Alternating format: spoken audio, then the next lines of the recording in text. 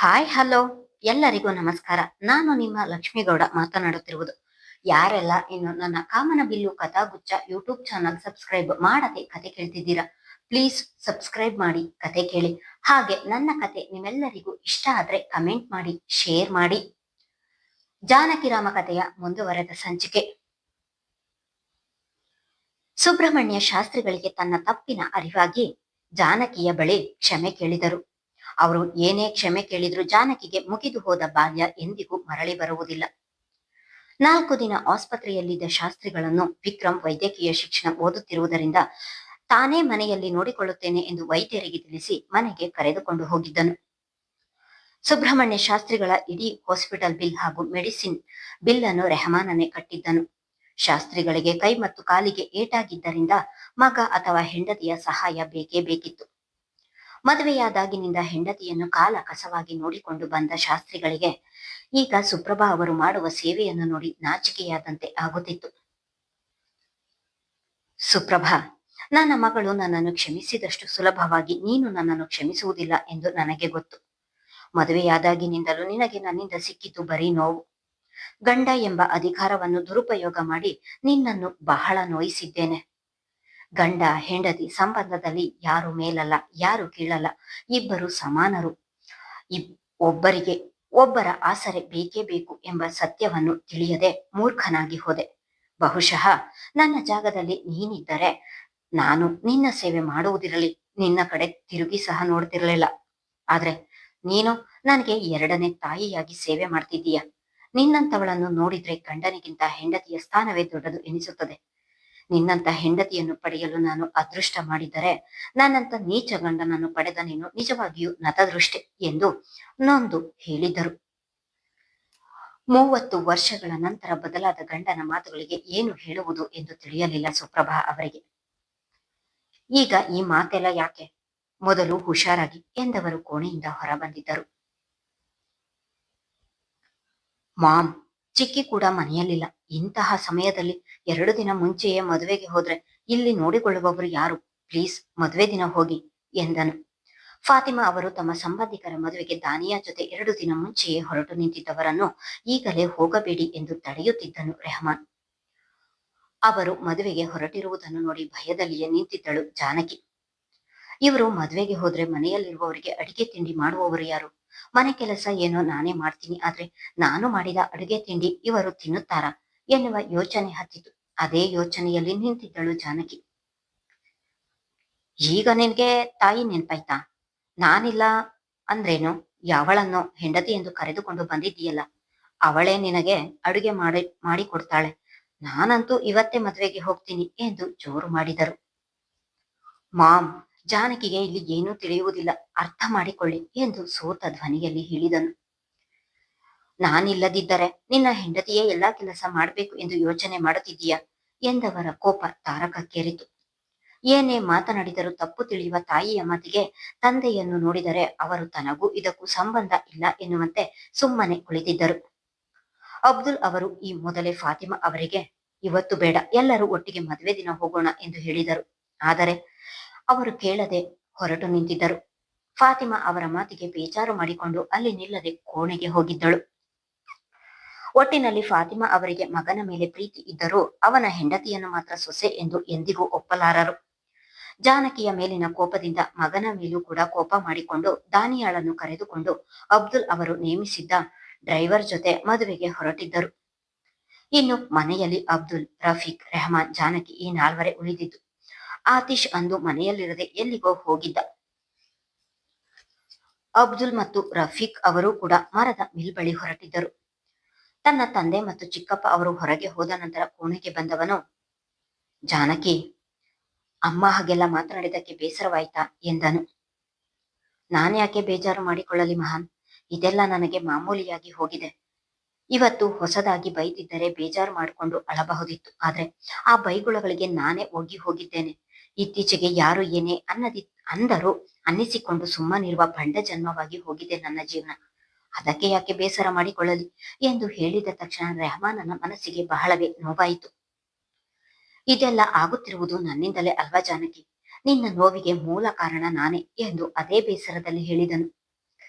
ನನ್ನ ಹಣೆ ಬರಹಕ್ಕೆ ನೀನು ಯಾಕೆ ಹೊಣೆ ಮಾಡಿಕೊಳ್ಳುತ್ತೀಯ?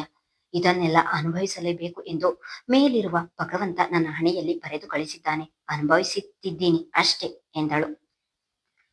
ಹೌದು ಜಾನಕಿ, ನಿಮ್ಮ ಮನೆಯಲ್ಲಿ ಹೋಗಿ ಬನ್ನಿ ಎಂದು ಹೇಳುತ್ತಿದ್ದೆ. ಇನ್ನೇನು ಮತ್ತದೇ ಹೋಗು ಬಾ ಎಂದು ಕರೆಯುತ್ತಿದ್ದೀಯಾ ಎಂದು ನಗುತ್ತಲೇ ಹೇಳಿದನು. ಅವಳ ನೋವನ್ನು ಮರೆಸುವ ಹುನ್ನಾರ ಅವನದು. ಅವನ ಮಾತಿಗೆ ನಕ್ಕವಳು, ಇಲ್ಲಿ ಅಮ್ಮ ಇಲ್ವಲ್ಲ ಎಂದು ಹುಬ್ಬು ಹಾರಿಸಿ ಹೇಳಿದಳು. ಆಹಾ, ನಾನೇನೋ ತಿಳಿದಿದ್ದೆ, ನೀನು ತುಂಬಾ ಬುದ್ಧಿವಂತೆ ಎಂದು ಅವಳ ನಗುವಿಗೆ ಜೊತೆಯಾದನು.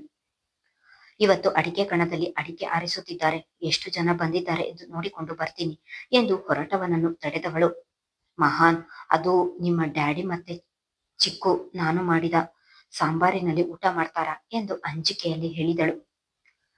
ಹಾಗೇನು ತಿಳಿಯಬೇಡ, ಅವರು ಊಟ ಮಾಡ್ತಾರೆ, ಆದ್ರೆ ನಾನು ಕೂಡ ಕೆಲಸ ಮುಗಿಸಿ ಬೇಗ ಬರ್ತೀನಿ, ನಿನಗೆ ಅಡಿಗೆ ಮಾಡಲು ಹೆಲ್ಪ್ ಮಾಡ್ತೀನಿ ಎಂದು ಹೇಳಿ ಹೊರಟವನನ್ನು ಮತ್ತೆ ತಡೆದವಳು, ಮಹಾನ್, ಈ ಮನೆಯಲ್ಲಿ ನಾನೊಬ್ಬಳೇ ಇರಲು ತುಂಬಾ ಭಯವಾಗುತ್ತದೆ, ಬೇಗ ಬರ್ತೀಯ ಅಲ್ವಾ ಎಂದಳು. ಆತೀಶ್ ಅಂದು ಬೆಳಿಗ್ಗೆ ಮನೆಯಿಂದ ಹೊರಟವನು ಇನ್ನೂ ಮನೆಗೆ ಬಂದಿರಲಿಲ್ಲ. ಅವನು ಒಬ್ಬಳೇ ಇದ್ದಾಗ ಮನೆಗೆ ಬಂದರೆ ಏನು ಮಾಡುವುದು ಎಂಬ ಭಯ ಅವಳಲ್ಲಿ ಇದ್ದೇ ಇತ್ತು. ಹಗಲೊತ್ತಿನಲ್ಲಿ ಎಂಥ ಭಯ ಜಾನಕಿ? ಹಾಗೂ ನಿನಗೆ ಭಯ ಎನ್ಸಿದ್ರೆ ಮೊಬೈಲ್ ಪಕ್ಕದಲ್ಲಿ ಇಟ್ಟುಕೊ, ಏನಾದ್ರೂ ಇದ್ರೆ ಕರೆ ಮಾಡು, ಹೆದರುವಂತದ್ದು ಇಲ್ಲಿ ಏನೂ ಇಲ್ಲ ಎಂದು ಅವಳಿಗೆ ಧೈರ್ಯ ಹೇಳಿ ಅಲ್ಲಿಂದ ಹೊರಟಿದ್ದನು. ಮಧ್ಯಾಹ್ನದ ತನಕ ಅದು ಇದು ಬೇರೆ ಕೆಲಸ ಮಾಡುತ್ತಿದ್ದವಳು ಗಡಿಯಾರ ನೋಡಿದರೆ ಆಗಲೇ 12 ಗಂಟೆ ತೋರಿಸುತ್ತಿತ್ತು. ಈ ಮಹಾನ್ ಈಗಲೇ ಬರ್ತೀನಿ ಎಂದು ಹೋಗಿ ಇಷ್ಟೊತ್ತಾದ್ರೂ ಬಂದಿಲ್ಲ. ಮಾವ ಅಥವಾ ಚಿಕ್ಕ ಮಾವ ಯಾರಾದ್ರೂ ಊಟಕ್ಕೆ ಬಂದರೆ ಏನು ಮಾಡುವುದು? ನಾನೇ ಅಡುಗೆ ಮಾಡುತ್ತೇನೆ ಎಂದಿಕೊಂಡವಳು ತನಗೆ ಅಡಿಗೆ ಬಂದರು ತನ್ನ ತಾಯಿಗೆ ಕರೆ ಮಾಡಿ ಇನ್ನೂ ಸ್ವಲ್ಪ ಹೇಳಿಸಿಕೊಂಡು ತರಕಾರಿ, ಸಾಂಬಾರ್ ಮತ್ತು ಅನ್ನ ಮಾಡಿದ್ದಳು. ಅಡಿಗೆ ಮುಗಿದ ತಕ್ಷಣ ಮನೆಯ ಕರೆಗಂಟೆಯ ಸದ್ದಾಗಿತ್ತು. ಮಹಾನ್ ಬಂದನೆಂದು ಖುಷಿಯಾದವಳು ಒಡನೆ ಓಡಿ ಹೋಗಿ ಬಾಗಿಲು ತೆರೆದರೆ ಅಲ್ಲಿ ಅಬ್ದುಲ್ ಹಾಗೂ ರಫೀಕ್ ನಿಂತಿದ್ದರು. ಬಾಗಿಲು ತೆಗೆಯುವ ತನಕ ಖುಷಿಯಲ್ಲಿ ಅರಳಿದ ಮುಖ ಈಗ ಮುದುಡಿಕೊಂಡು ತಲೆ ತಗ್ಗಿಸಿಯೇ ಅಡಿಗೆ ಮನೆ ಸೇರಿದಳು. ಅಬ್ದುಲ್ ಹಾಗೂ ರಫೀಕ್ ಇಬ್ಬರು ಬಂದವರೇ ಸೋಫಾ ಮೇಲೆ ಕುಳಿತು ಮಾತನಾಡತೊಡಗಿದರು. ಅಬ್ದುಲ್ ಹಾಗೂ ರಫೀಕ್ ಇಬ್ಬರು ಬಂದವರೇ ಸೋಫಾ ಮೇಲೆ ಕುಳಿತು ಮಾತನಾಡತೊಡಗಿದರು. ಇವರನ್ನು ಈಗ ಹೇಗೆ ಊಟಕ್ಕೆ ಕರೆಯುವುದು ಎಂದು ಚಿಂತೆ ಹತ್ತಿತು ಅವಳಿಗೆ. ಆದರೂ ಧೈರ್ಯ ಮಾಡಿ ತನ್ನ ಸೆರಗನ್ನು ಕೈಯಲ್ಲಿ ಹಿಡಿದು ಮುದ್ದೆ ಮಾಡುತ್ತಾ ಅವರು ಕುಳಿತಿದ್ದ ಬಳಿಗೆ ಹೋದವಳು, ಚಿಕ್ಕಮಾವ, ಅಡಿಗೆ ಆಗಿದೆ, ಊಟಕ್ಕೆ ಬನ್ನಿ ಎಂದು ತಡೆದು ನುಡಿದಳು. ಅಂದು ಅಬ್ದುಲ್ ಅವರ ಎದುರಿಗೆ ನಿಂತು ಮಾತನಾಡಿದವಳಿಗೆ ಇಂದು ಮಾತನಾಡಲು ಧೈರ್ಯ ಸಾಲುತ್ತಿಲ್ಲ ಅವಳಿಗೆ. ಅವಳ ಅವಸ್ಥೆ ನುಡಿ ಅಬ್ದುಲ್ ಅವರಿಗೆ ನಗು ಹುಟ್ಟಿತು. ಆದರೂ ಅವರ ಬಹುಮಾನವನ್ನು ಎಂದಿಗೂ ಬಿಡುವುದಿಲ್ಲ. ಜಾನಕಿ ಊಟಕ್ಕೆ ಕರೆಯುತ್ತಿದ್ದ ಹಾಗೆ ತಡ ಮಾಡದೆ ಕೈಕಾಲು ತೊಳೆದು ಇಬ್ಬರು ಡೈನಿಂಗ್ ಟೇಬಲ್ ಮೇಲೆ ಕುಳಿತರು. ಜಾನಕಿ ಈ ಮನೆಗೆ ಬಂದಾಗಿನಿಂದ ಎಲ್ಲರಿಗೂ ನಗ್ಮಾ ಅವರೇ ಊಟ ಬಡಿಸುತ್ತಿದ್ದರು. ನಗ್ಮಾ ಊರಿಗೆ ಹೋದ ನಂತರ ಫಾತಿಮಾ ಅವರು ಬಡಿಸುತ್ತಿದ್ದರು. ಒಂದು ದಿನವೂ ಜಾನಕಿ ಅವರಿಗೆ ಊಟ ಬಡಿಸಿರಲಿಲ್ಲ. ಇಂದು ಅವಳಿಗೆ ಅವರ ಮುಂದೆ ನಿಂತು ಊಟ ಬಡಿಸಲು ಅಂಜಿಕೆ ಹಾಗೂ ಭಯ ಎರಡೂ ಕಾಡುತ್ತಿತ್ತು. ಆದರೂ ಧೈರ್ಯ ತಂದುಕೊಂಡವಳು ಇಬ್ಬರಿಗೂ ಊಟ ಬಡಿಸಿದಳು. ಸಾಂಬಾರ್ ಹೇಗಿದೆಯೋ ಏನೋ, ಭಯವಂತೂ ಕಾಡುತ್ತಲೇ ಇತ್ತು. ಆದ್ರೆ ಒಬ್ಬರೂ ಕೂಡ ಊಟದ ಬಗ್ಗೆ ಮಾತನಾಡದೆ ಸುಮ್ಮನೆ ಊಟ ಮಾಡುತ್ತಿದ್ದರು. ಅಡಿಕೆ ಕಣದಿಂದ ಮನೆಗೆ ಬಂದ ರೆಹಮಾನ್ ಬಾಗಿಲು ತೆರೆದಿರುವುದನ್ನು ನೋಡಿ ಒಂದು ಬದಿಯಲ್ಲಿ ಇದ್ದ ಚಪ್ಪಲಿಗಳನ್ನು ಸಹ ನೋಡದೆ, ಇದೇನು ಬಾಗಿಲು ತೆಗೆದಿದ್ದಾಳಲ್ಲ ಎಂದು ಯೋಚಿಸಿದವನು, ನಾನು ಬರುವುದನ್ನು ನೋಡಿ ತೆಗೆದು ಹೋಗಿದ್ದಾಳೆ ಎನಿಸುತ್ತದೆ ಎಂದುಕೊಂಡು ಒಳಗೆ ಬಂದವನು, ಜಾನಕಿ, ನಾನು ಸಾಂಬಾರ್ ಎಂದು ಜೋರಾಗಿ ಹೇಳುತ್ತಲೇ ಮುಂದೆ ಬಂದರೆ ಅಲ್ಲಿ ತನ್ನ ತಂದೆ ಮತ್ತು ಚಿಕ್ಕಪ್ಪ ಊಟ ಮಾಡುತ್ತಾ ಕುಳಿತಿರುವುದನ್ನು ನೋಡಿ ಪೆಚ್ಚಾಗಿ ತನ್ನ ಮಾತು ಅರ್ಧಕ್ಕೆ ನಿಂತವು. ಅವನು ಕೂಡ ಹಾಗೆ ನಿಂತನು. ಮಹಾನ್, ಏನದು, ಯಾವ ಸಾಂಬಾರ್ ಎಂದು ರಫೀಕ್ ಅವರು ಊಟ ಮಾಡುತ್ತಲೇ ಕೇಳಿದರು. ಅದು ಏನಿಲ್ಲ ಚಿಕ್ಕು, ಅಡಿಗೆ ಆಯ್ತಾ ಎಂದು ಕೇಳಿದೆ ಅಷ್ಟೇ ಎಂದನು. ಅಡಿಗೆಯೂ ಆಗಿದೆ, ಸಾಂಬಾರ್ ಕೂಡ ತುಂಬಾ ಚೆನ್ನಾಗಿದೆ, ಊಟ ಮಾಡು ಬಾ ಎಂದರು. ನೀವು ಊಟ ಮಾಡಿ ಚಿಕ್ಕು, ನಾನು ಆಮೇಲೆ ಊಟ ಮಾಡ್ತೀನಿ ಎಂದು ತಂದೆಯ ಕಡೆ ನೋಡದೆ ಅಲ್ಲಿ ನಿಲ್ಲದೆ ತಕ್ಷಣಕ್ಕೆ ಕೋಣೆಗೆ ಹೊರಟು ಬಿಟ್ಟನು. ಮೊದಲು ಒಳಗೆ ಬಂದಾಗ ಅವನ ಮುಖದಲ್ಲಿದ್ದ ಖುಷಿಯನ್ನು ನೋಡಿ ಮತ್ತು ಅವನು ಮಾತನಾಡಲು ತಡವರಿಸಿದ್ದನ್ನು ನೋಡಿ ರಫೀಕ್ ಅವರಿಗೆ ನಗು ಬಂದಿತ್ತು. ತಕ್ಷಣಕ್ಕೆ ಅವರಿಬ್ಬರ ಡೈವರ್ಸ್ ವಿಷಯ ನೆನೆದು ಅವರ ಮನಸ್ಸಿಗೆ ಕಪ್ಪಿಟ್ಟಂತಾಯಿತು. ಇಬ್ಬರು ಊಟ ಮಾಡಿ ಹೋದ ನಂತರ ಅಡಿಗೆ ಮನೆಗೆ ಬಂದವನು, ಸಾರಿ ಜಾನಕಿ, ಅಲ್ಲಿಂದ ಬರುವುದು ತಡ ಆಯ್ತು. ಸಂಜೆ ಅಡಿಗೆಗೆ ಹೆಲ್ಪ್ ಮಾಡ್ತೀನಿ ಎಂದರೆ, ನೀನು ಹೆಲ್ಪ್ ಮಾಡದಿದ್ದರೂ ಪರವಾಗಿಲ್ಲ, ನನ್ನ ಮರ್ಯಾದೆ ಮಾತ್ರ ತೆಗೆಯಬೇಡ ಎಂದಳು. ಜಾನಕಿ, ಅಂತದ್ದು ನಾನೇನು ಮಾಡಿದೆ? ಅಷ್ಟಕ್ಕೂ ಡ್ಯಾಡ್ ಮತ್ತೆ ಚಿಕ್ಕು ಊಟ ಮಾಡುತ್ತಿದ್ದಾರೆ ಎಂದು ನನಗೇನು ಗೊತ್ತು ಎಂದು ಮುಖ ಊದಿಸಿ ಹೇಳಿದನು.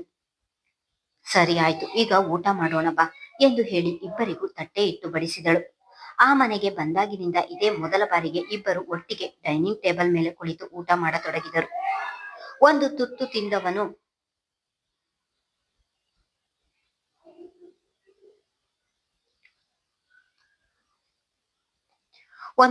ತಿಂದವನು ಜಾನಕಿ, ನಿಜವಾಗಿಯೂ ಸಾಂಬಾರ್ ತುಂಬಾ ಚೆನ್ನಾಗಿದೆ ಎಂದು ಅವಳು ಮಾಡಿದ ಅಡುಗೆಯನ್ನು ಹೊಗಳುತ್ತಲೇ ಊಟ ಮಾಡಿದನು. ಮಧ್ಯಾಹ್ನ ಅನ್ನ ಸಾಂಬಾರ್ ಮಾಡಿದ್ದರಿಂದ ರಾತ್ರಿಗೆ ಏನು ಅಡಿಗೆ ಮಾಡುವುದು ಎಂಬ ಚಿಂತೆ ಹತ್ತಿತು ಅವಳಿಗೆ. ಪುನಃ ಸುಪ್ರಭಾ ಅವರಿಗೆ ಕರೆ ಮಾಡಿ ಪಲ್ಯ ಮಾಡುವುದು ಹೇಗೆ ಎಂದು ತಿಳಿದುಕೊಂಡವಳು ಚಪಾತಿ ಪಲ್ಯ ಮಾಡಿದ್ದಳು. ಬೆಳಗ್ಗೆಯಿಂದ ಮನೆಗೆ ಬಾರದ ಆತೀಶ್ ರಾತ್ರಿ ಊಟಕ್ಕೆ ಬಂದಿದ್ದನು. ಅವನನ್ನು ಮನೆಯಲ್ಲಿ ನೋಡಿ ಇವಳ ಭಯ ಹೆಚ್ಚಾಗಿತ್ತು. ಆದರೆ ರೆಹಮಾನ್ ಜೊತೆಯಲ್ಲಿ ಇದ್ದಿದ್ದರಿಂದ ಸುಮ್ಮನಿದ್ದಳು. ರಾತ್ರಿ 4 ಊಟಕ್ಕೆ ಕುಳಿತಿದ್ದರೆ ಜಾನಕಿ ಎಲ್ಲರಿಗೂ ಬಡಿಸುತ್ತಿದ್ದಳು. ಆತೀಶ್ ಮಾತ್ರ ಎಲ್ಲರ ಕಣ್ಣು ತಪ್ಪಿಸಿ ಜಾನಕಿ ಎಲ್ಲಿಯೇ ಹೋದರೂ ಅವನ ನೋಟ ಮಾತ್ರ ಅವಳ ಮೇಲೆಯೇ ಇರುತ್ತಿತ್ತು. ಅದನ್ನು ಗಮನಿಸಿದ ಜಾನಕಿಗೆ ಕೋಪದ ಜೊತೆಗೆ ಇರಿಸು ಮುರಿಸಾಗುತ್ತಿತ್ತು. ಅದನ್ನು ಯಾರಲ್ಲಿಯೂ ಹೇಳಲು ಆಗದೆ ಬಿಡಲು ಆಗದೆ ಒಳಗೊಳಗೆ ಖುದ್ದು ಹೋಗುತ್ತಿದ್ದಳು. ಅವನಿಗೆ ಚಪಾತಿ ಹಾಕಲು ಪಲ್ಯ ಹಾಕಲು ಹೋದಾಗ ಬೇಡ ಎಂದು ಸುಖ ಸುಮ್ಮನೆ ಅವಳ ಕೈ ಮುಟ್ಟುತ್ತಿದ್ದನು. ಆ ಸಮಯದಲ್ಲಿ ಬೆಂದು ಹೋಗುವ ಬಿಸಿ ನೀರು ಕಾಯಿಸಿಕೊಂಡು ಬಂದು ಅವನ ಮುಖದ ಮೇಲೆ ಎರಚಬೇಕು ಎನಿಸುತ್ತಿತ್ತು. ನಂತರ ಅವಳ ಅಸಹಾಯಕತೆಗೆ ಅವಳ ಮೇಲೆ ಅವಳಿಗೆ ಬೇಸರವಾಗುತ್ತಿತ್ತು, ಜೊತೆಗೆ ಕೋಪ ಬರುತ್ತಿತ್ತು. ಜಾನಕಿ ಕೋಪದಲ್ಲಿಯೇ ಅವನೆಡೆಗೆ ನೋಡಿದರೆ ತಕ್ಷಣಕ್ಕೆ ಅವಳಿಗೆ ಕಣ್ಣು ಹೊಡೆದಿದ್ದನು. ಅವನ ಆ ನಡೆಯನ್ನು ಸಹಿಸದಾದವಳಿಗೆ ಕಣ್ಣು ತುಂಬಿದವು.